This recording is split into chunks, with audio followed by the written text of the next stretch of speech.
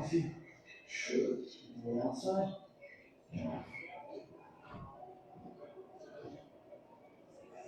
Turn over the windows. Yeah, I start drinking tomorrow. Carol, I made some connections. I can make some money on this endorsement. Absolutely, do that. Thank you. Sure. So nervous about the fight? They're scared to death. You don't look scared? They ain't supposed Then you don't have to do it. to. Yeah, well, I think I do. You know, living with you, it hasn't been easy. People see me, but they think of you. Now with all this going on, it's going to be worse than that. It don't have to be. Well, sure it does. Why, you got a lot going on, kid. Well, my last name, that's the reason I got a decent job. That's the reason why people deal with me in the first place. Now I start to get a little ahead. I start to get a little something for myself. And this happens. Now I'm asking you as a favor not to go through this, okay? This is only going to end up bad for you. It's going to end up bad for me. You think I'm hurting you? Yeah, in the way you are. It's the last thing I ever wanted to do. I know that's not what you want to do, but that's just the way that it is. Don't you care what people think? Doesn't it bother you that people are making you have to be a joke? And then I want to be included in that? Do you think that's right? Do you?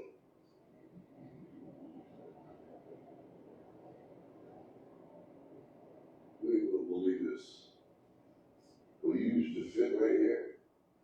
I'd hold you up and say to your mother, this kid's gonna be the best kid in the world. This kid's gonna be somebody better than anybody ever knew. And you grew up good and wonderful. It was great just watching every day. It was like a privilege. When the time come for you to be your own man and take on the world, and you did. But somewhere along the line, you changed. You stopped being you. You let people stick a finger in your face and tell you you're no good. And when things got hard, you started looking for something to blame, like a big shadow. Let me tell you something you already know. The world ain't all sunshine and rainbows. It's a very mean and nasty place, and I don't care how tough you are, it will beat you to your knees and keep you there permanently if you let it. You, me, or nobody is going to hit as hard as life. But it ain't about how hard you hit. It's about how hard you can get hit and keep moving forward. How much you can take and keep moving forward. That's how winning is done. Now, if you know what you're worth, then go on and get what you're worth. But you gotta be willing to take the hits and not pointing fingers saying you ain't where you want to be because of him or her or anybody. Cowards do that, and that ain't you. You're better than that.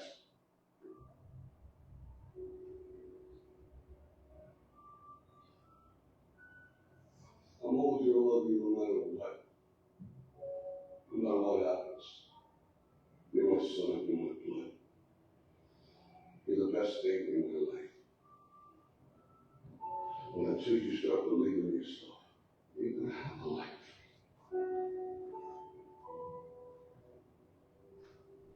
Don't forget to visit your mom. Okay, you can go. You're good.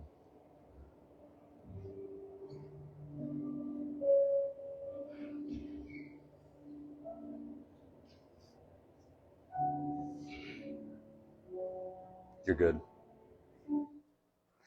All right, so as I said, I've used this video in many different ways. When I've given motivational talks to people that are wanting to be successful in sales or their job or whatever they want to do, I actually use this every semester. I teach anatomy and physiology at Eastern. Halfway through the semester, when my students start getting burnt out, I play this video, and it's surprising to me how many students come back to me and they're like, hey, you know, that video that you showed lit a fire underneath me. And in doing so, I mean, I had one student that he failed the first two, he bombed the first two tests in the first quiz. And he come to me and he's like, I don't know how I'm going to get my grade up in this. And so I said, just wait, come to Friday's lecture and I'm going to show you something. We're going to talk about this. So I spend a whole lecture. I show this video and then, and I'm proud to say that Jacob ended up getting an A in the class. And he said that video really helped him out. Now, What I'm talking about today is this, where I've used this video for worldly success to going to kingdom significance. This actually came from a conversation that I had about 2-3 weeks ago with my mentor, friend, Pastor Scott Sims. A lot of you know Pastor Scott. But him and I were just discussing some things about my life, and we were talking about, the worldly success and then changing and going after the kingdom significance. So I'm going to start off here, and I'm going to set the stage a little bit with a little bit about myself. You all know yourselves. You know what's inside your heart, and you use this however it helps you out. But when you're changing from chasing the worldly success, okay, that we want everyone to see, hey, I'm successful. And I know there's some of you that know me really well, and you can be like, all right, well, you're a doctor, you're the mayor, you're a professor. I want you to take those three things and just forget about that. My name is Brandon Todd Combs. That is the name my mother gave me. That is what I go by, and that is what I prefer. Okay? People say, hey, Mayor Combs, hey, Dr. Combs, just call me Brandon. That's the name my mom gave me. I prefer that. Titles to me are nothing more than maybe someone's taken something on and they've earned those titles in certain ways. But the title that I'm going to be talking about today is, the title that we can take a hold of and we can glorify and become significant on earth for the kingdom and stop chasing the worldly success. I'll raise my hand right now, and I will tell you that I thought, being raised in the church my whole life, having a mother and a grandmother who constantly spilled and just put into me the significance of my relationship with Jesus Christ and God. My mom would make me read. I get so mad at her because every night I could not go to bed without reading a Bible story. And I'd be like, why are you doing this to me, Mom? I mean, what's going on? But now I look at this, I'll be 44 here in a few weeks, and, I look at those times and I'm thinking, I am so thankful that my mother did that, because it's helping me transition. I'm in a transition portion of my life right now of the worldly success to the kingdom significance. I chase success, as I said, and outwardly, it looks fun, it looks fine, it looks dandy, but I can tell you when you're chasing the worldly success, it's lonely. Okay? At the times of my life that my wife and I's business was making the most money, we were, according to the world, the most successful that I thought we could ever be, I was empty in here. Extremely empty. Matter of fact, I don't know why Ashley did not want to put a pillow over my head some nights, because she got sick and tired of me and the things that I was doing. I was not happy with the more, different vehicles or house or shoes or whatever, clothes, whatever it was. I was trying to find a way to do this, and then I thought try to fill that void, I turned really heavily into alcohol. And all that did was make things even worse. Not proud of it, but sometimes we have to learn the hard way. And, I did. And God God's placed something on my heart since I was young. And when I speak about this, my story goes back pretty far. I'm going to go back to when I was born. So, my mother got pregnant with me when she was 16. She had me when she was 17. So already right there, the world stacked against me. A lot of people back in this time, I don't know how many people were having babies as teens. Mom had to graduate high school early.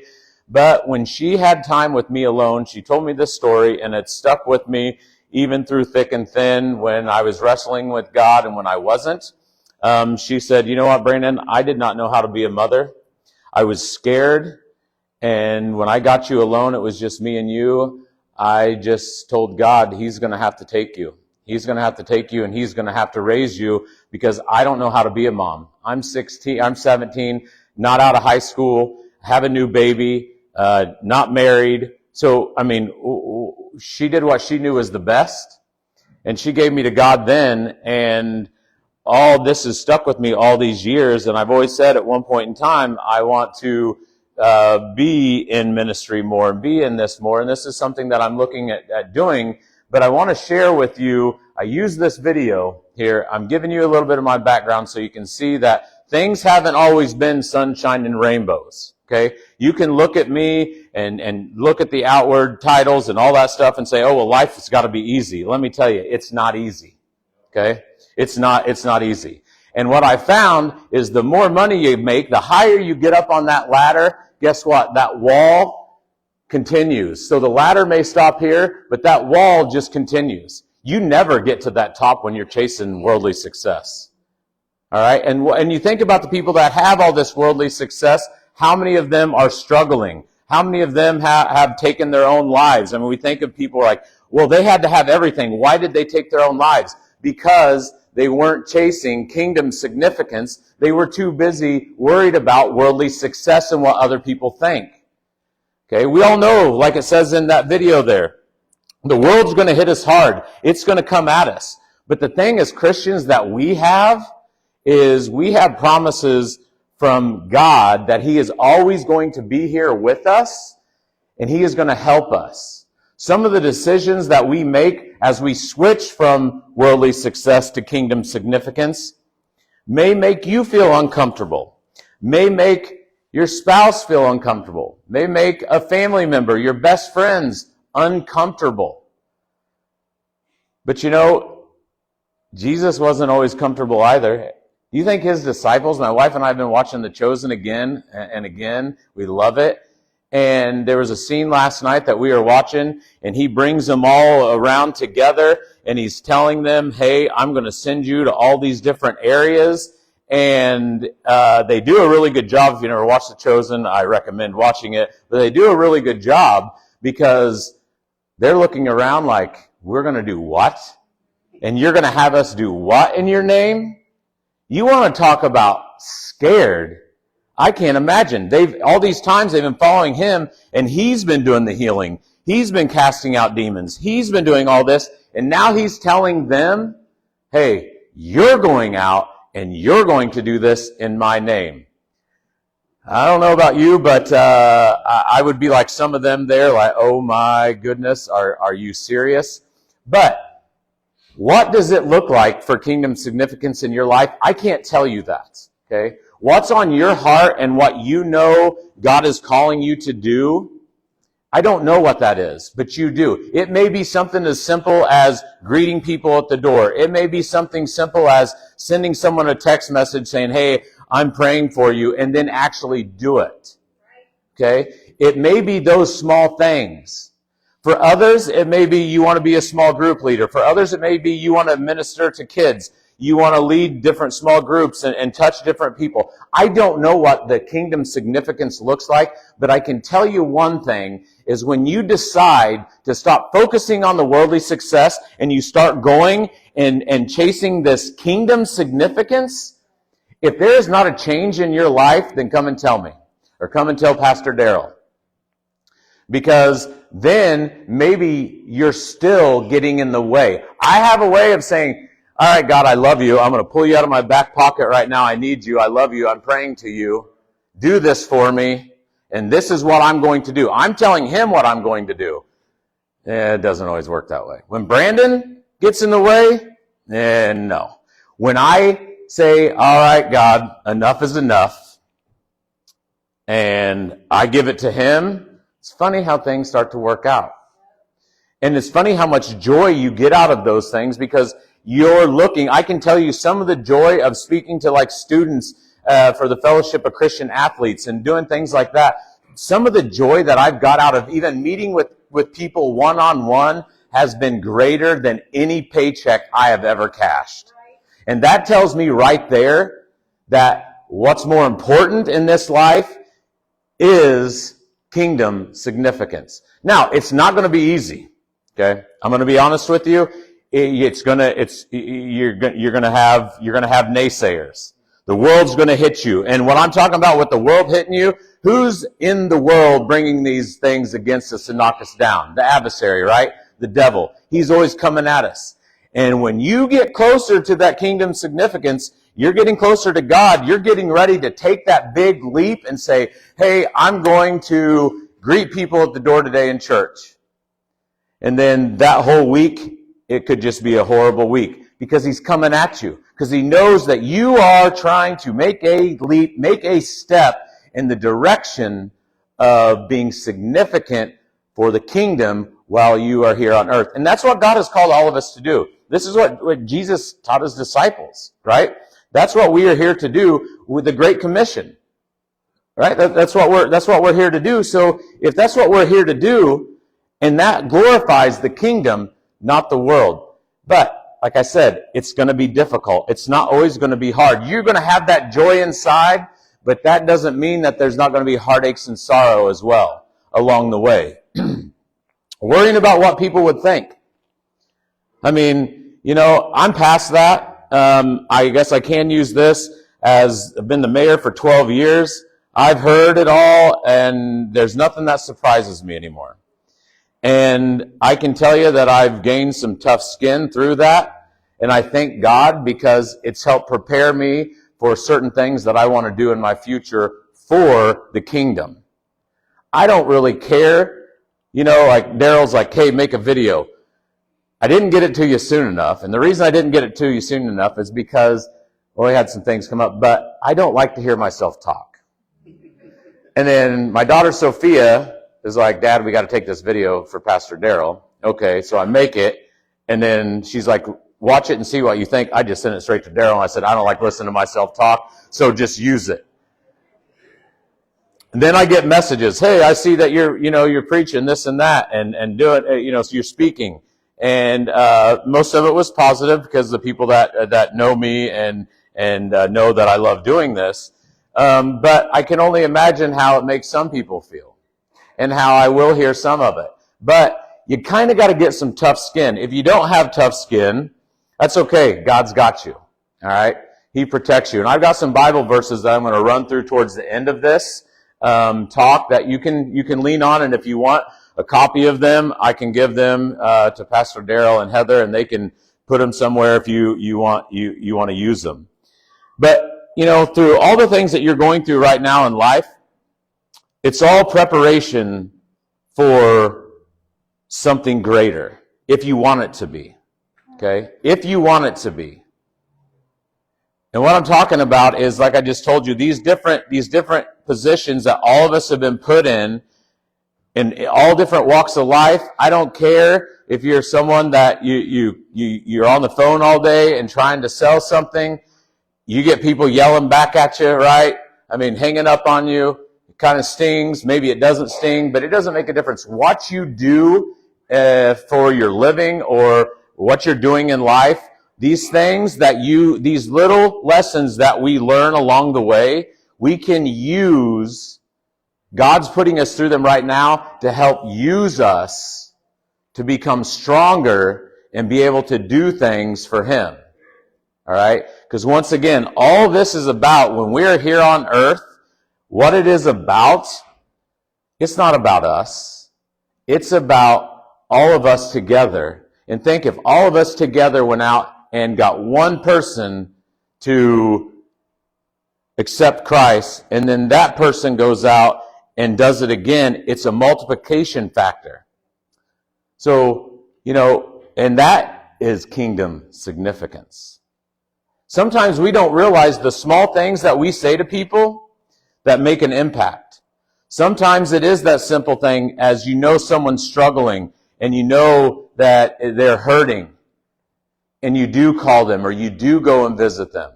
It may mean nothing to you to do that, but you don't know what it means to that person that you did it to. Sometimes it is those small things, but sometimes it's greater things. You know your talents, okay?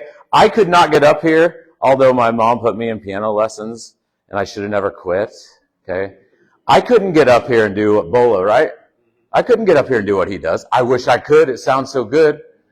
When you sing, I'm like, man, I wish I could do that. You don't want to hear this guy sing, okay? It's just not going to happen. But there are certain gifts that we have that glorifies the kingdom. Not all of them have to be standing up as Pastor Daryl does, or I'm just comfortable speaking in front of people and I have a passion for that. So I love to do it. I really do. But I also love being one-on-one with people. I just love people. And so, I'm working right now personally with God leading me in the direction of where I'm going to go and how I can become more significant for the kingdom, because I am tired, sick and tired of chasing worldly success. Yes, I know this sometimes can make people feel uncomfortable, and we are afraid to go to that person at work and say, I'm praying for you, or asking that person at work, hey, can I pray for you? We're afraid that they may say, nah, I don't want any prayer. Okay, well, sorry, I'll pray for you, over here regardless. It doesn't make a difference, because we know that we're gonna meet adversity. God tells us that.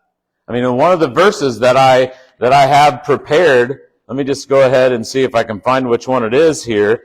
I mean, he talks about that, and he told the disciples that. And this is the one that Bulla was going to come up after, but I'm still going to use it. So, do not fear those who kill the body, but are able to kill the soul, but rather fear him who is able to destroy both the soul and the body in hell. I mean, he when he was telling that to the disciples, one of them says, so you're telling me that we're going somewhere and we could be killed for this? Yes. The disciples could be. Thank goodness with us, if you go and ask your neighbor, can I pray for you? I doubt they're going to, well, let's hope they're not going to. But I mean, you're most likely your life's not going to be in jeopardy, right? But at the same time, what I'm trying to say is that you're going to meet that adversity. There's going to be an adversity.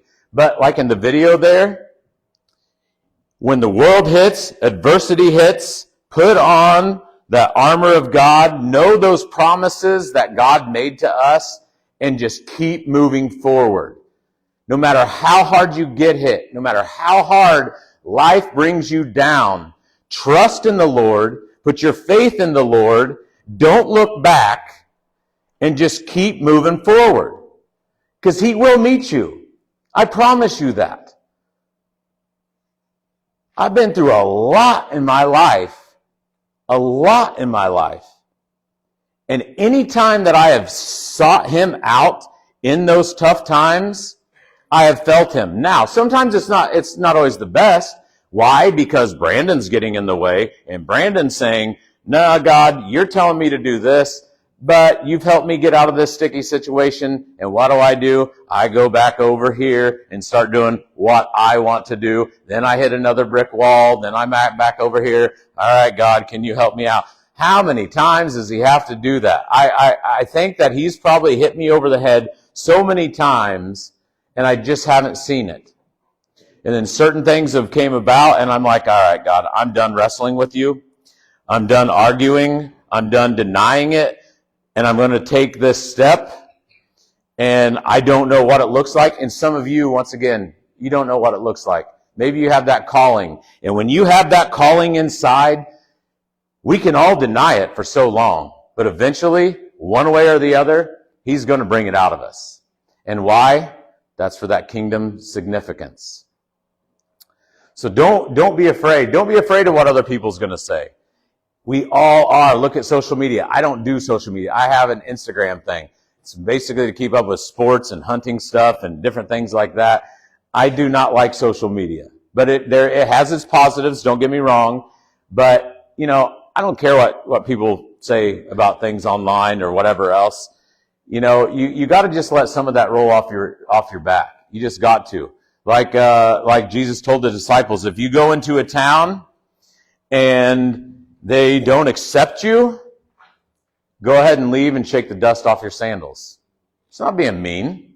He's just saying, if they're not going to accept you, they're not going to allow you into their house because of me, not because of me, but because of Jesus, then go on. If you run into that, pray for them, but still, shake the dust off your sandals and move on to the next person, because there's more than just one person that we need to reach. And don't stop being you, all right? Through all this process, God has molded you and God has made you into something extremely special. Whether you realize it or not, each and every one of you here are extremely special. I love saying this. I say this all the time. We are fearfully and wonderfully made. We are made by God. And we are made by God not for worldly success. We were made by God through kingdom significance. Now that I want to say that there is something positive about some worldly success. How you use that worldly success. So God blesses you, whether it's financially, whether it's with different levels at your job or other things like that. Yes, you can go ahead and use those for the kingdom. Pastor Scott used to say all the time, when your cup runs, I remember one time he was telling me, well, you have your Starbucks cup and it's running over full of change and everything else. He's having it run over for a reason. When it's running over full of money or it's running over full of whatever else, what do you do with that? Do you do what I've done and just, okay, well, I want more of this and I want more of that? Or do you say, hey, how can I help? Can I help the church? Can I help someone that needs, can I help pay someone's bill? Can I help pay their electric bill or their light or their gas bill or something like that?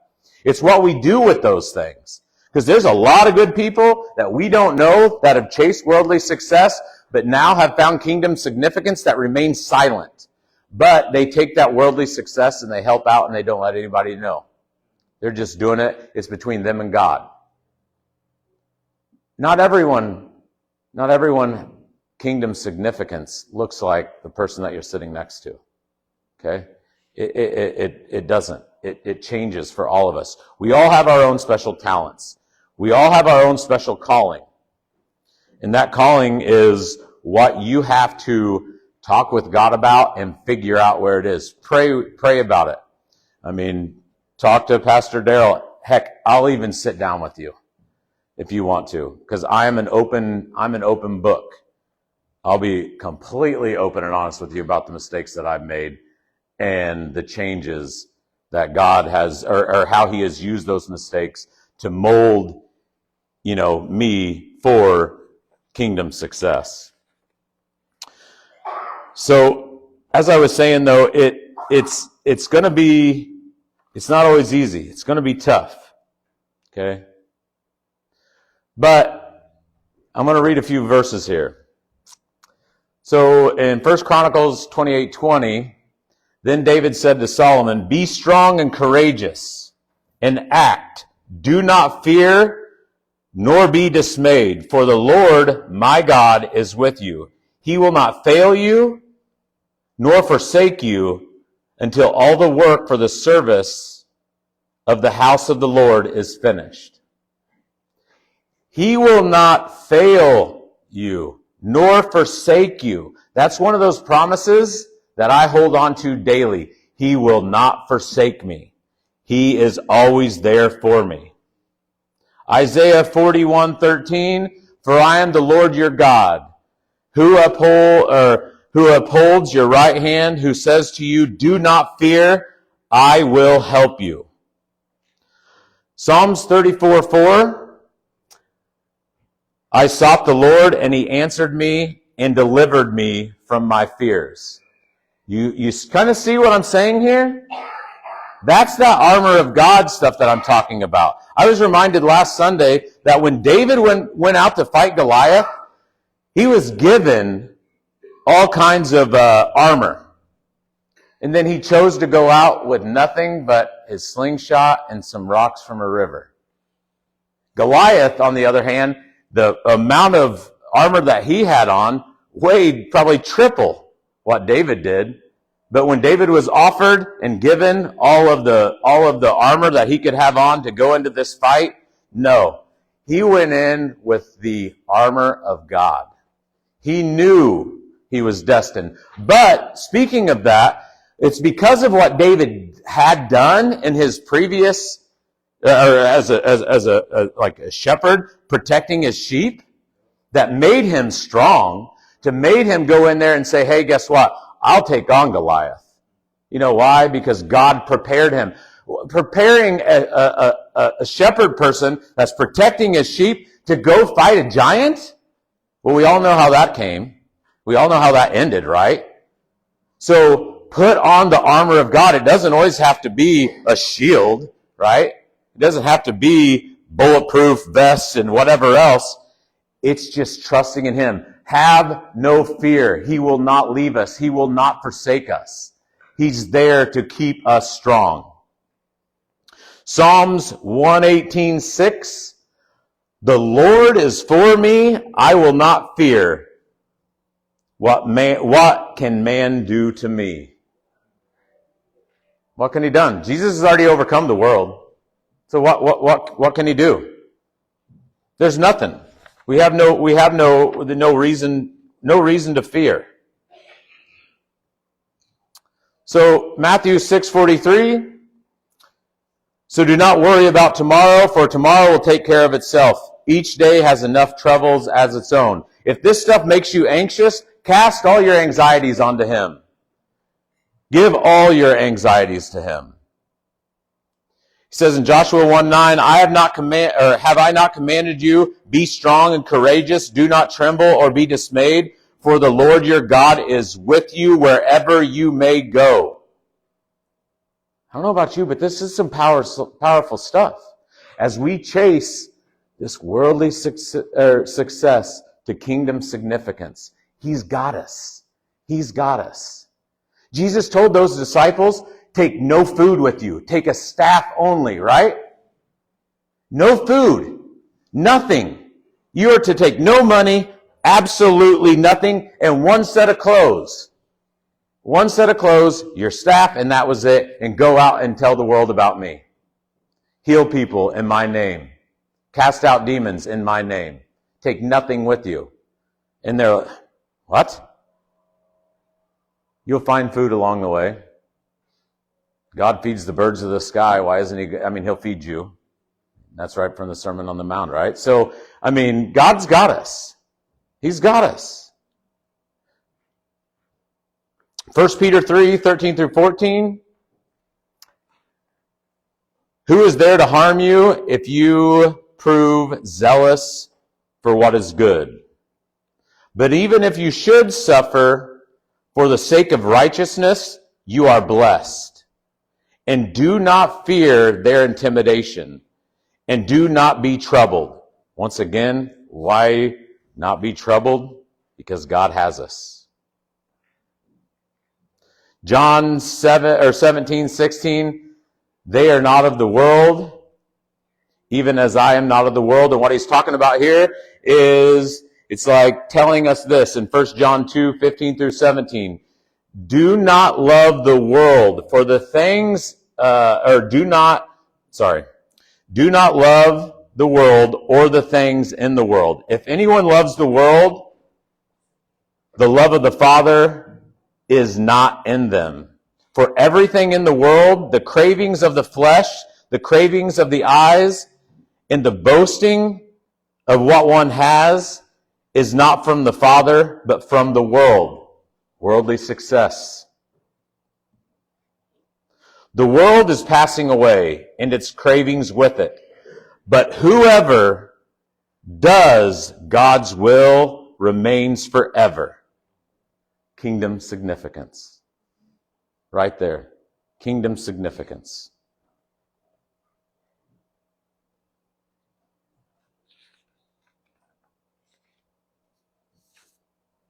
But where's Bo? He can come on up if he wants. I'm going to read that one more time, because this kind of drives it home. Do not love the world or the things in the world. If anyone loves the world, the love for the Father is not in them. For everything in the world, the cravings of the flesh, the cravings of the eyes, and the boasting of what one has is not from the Father, but from the world. As I spoke earlier, I've spent 43 years of my life chasing worldly success. I'm not afraid to tell you how miserable it can make you. But what I can tell you is that, as Jesus says here, or John, the world is passing away and its cravings with it. But whoever does God's will remain forever. Kingdom significance. If there's nothing out of today's stuff that you've been able to take away, just sit quietly with God this afternoon, tomorrow morning, whenever you get some time. Spend 10, 15 minutes, longer if you would like, and just ask Him, God, what can I do for the kingdom? What can I do to glorify your name? Now, amongst all of this, I was texting Heather and Pastor Daryl. I asked her about a song, and she's like, yes, I love that song. This can bring on a lot of anxiety. It's very uncomfortable to have these conversations. It's very uncomfortable to step outside of your comfort zone, and when it's uncomfortable to step outside of that comfort zone, we get anxious. And Jesus said, cast all your anxieties onto me. Cast them onto me. I suffer from severe anxiety. And I remember my grandmother, God rest her soul, she's in heaven right now, probably looking down extremely happy because she's always got joy out of this. She would tell me, Brandon, why do you worry so much? She's like, someone with so much faith, but you worry all the time. I don't think Grandma worried about anything. My mom's in here. She never worried. She was dying, and you know what she was worried about? That God wasn't taking her soon enough. I mean, she didn't worry. Pick those people around you that want to pour into you. If you want to go do something, sometimes it's good to just keep it quiet. You don't have to tell anybody.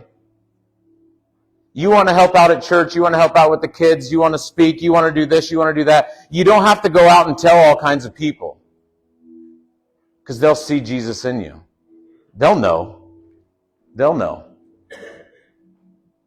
They'll see the change in your life, and they'll know. And then guess what? Then they're going to come to you and they're going to say, hey, what's different? The door opens. You can tell them what's different. You've chosen kingdom significance over worldly success. Now, here's what I'm going to end with. The song I was talking about earlier, I absolutely love it. But in there it says, anxiety hates Psalms 23. So what I'd like to end with is, what I would like to end with is all of us together. Let's say Psalms 23 together. When you are anxious, all right? Everyone that's in here, when you're anxious, and if you don't know the song, we can get it to you. It's a phenomenal song. I actually listened to it on my way here multiple times. Anxiety hates Psalms 23. So let's go ahead and say this together, everybody. For the Lord is my shepherd, I shall not want. He makes me lay down in green pastures. He leads me beside still waters. He restores my soul. He leads me in paths of righteousness for His name's sake. Even though I walk through the valley of the shadow of death, I will not fear no evil, for He is with me. Your rod and your staff, they comfort me. You prepare a table before me in the presence of my enemies. You anoint my head with oil, my cup overflows. Surely goodness and mercy shall follow me all of the days of my life, and I shall dwell in the house of the Lord forever. Well, I want to thank you all for being here today. I want to thank Pastor Daryl and Heather for asking me to speak. And just take some of this to heart, okay? Reflect on this. It's some deep stuff. It really is. But once again, thank you so much. Thank you.